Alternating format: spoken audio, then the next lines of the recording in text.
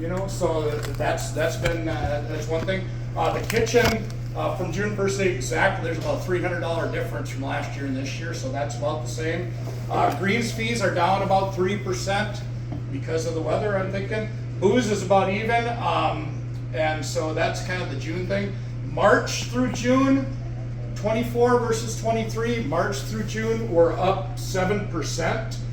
Memberships are up 6%. So, I mean, all in all, we're doing fine, we're doing well, but it's just the way things go. The weather has a huge impact on what happens here. So, and when the sun does shine, we've got golfers everywhere. So, anyway, thanks for being on board and doing that. So that's our business update. I just want to say a few things. I'm just going to run through them. I don't want to keep you here a long time, but want to make things clear. With our beverage cart, that's one of the things we talked about, and we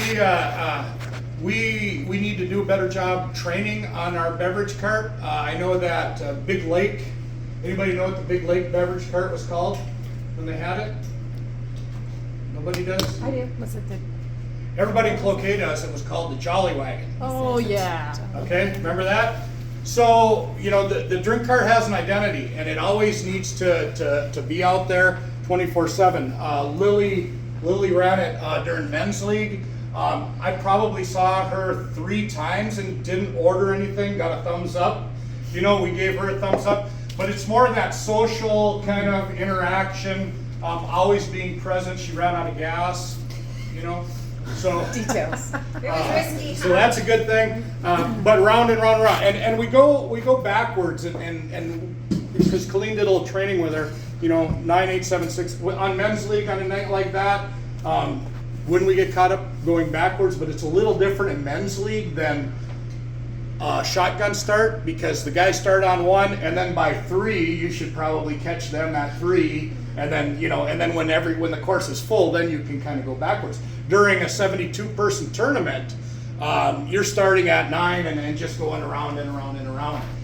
Try to stay on the cart path as much as you possible, because that thing's heavy, and I don't want to get that stuck. But anyway, do you have anything to add about the beer cart thing?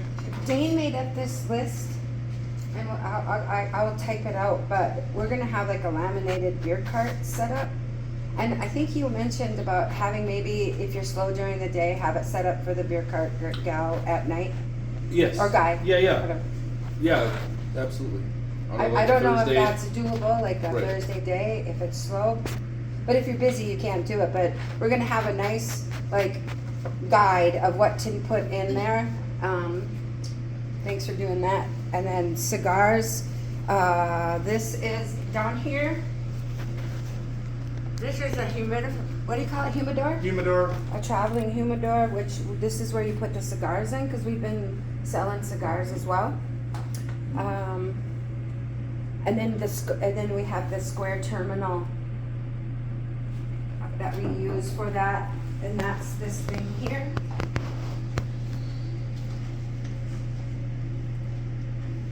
And there is a charging port there, so make sure it's always charged. But this is for the beer cart, and so we can keep tabs. It's almost exactly like this, except for there's a little finagling, a little more searchy kind of stuff.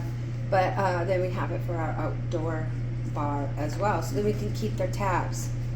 And then we'll talk about how to tip out with beer cart and outdoor when there's a running tab for the whole night. But we'll get into that later. Mm-hmm. But that's what this is. So make sure you have this with you as well. Yep. So yeah, all the charges out there can be run on a tab in here, saved. And when you come in here, if you don't have a hotspot on your phone, all you have to do is hook that up to the Wi-Fi in here, and it should hook everything up and put your tickets in here. Yeah. But anyway, they'll talk about it. But the problem being is you're on the beer cart all day, you sold $100 worth of booze on credit cards, and they have a tab, and then all of a sudden you leave, and the people at the end of the shift are cashing out your tips from the beer cart. That's the problem. So that's what we'll... And outside too. We'll talk So we'll talk about that. We'll brainstorm with that later. I've had a few people tell me that people are starting to request 6-packs for the patio. That's a hard no. What happens is, well, we talked a little bit maybe about how to get around that. But whenever you sell a 6-pack in here for the golf course, it's meant for the golf course. So it's 17 bucks, it's $7 off as far as price goes. So we lose $7. We do it as a courtesy for the golfing industry. It's kind of that, it's kind of that way. It's off sale prices. It's kind of off sale price, yeah. And 17 for 6-pack is pretty expensive, but you're getting over $1 off a can, okay? And so people are coming in here on music nights now and are asking for 6-pack. The situation was they golfed, and so they bought a 6-pack on the course, and then they came in here and they were going to stay for the music and they wanted another 6-pack.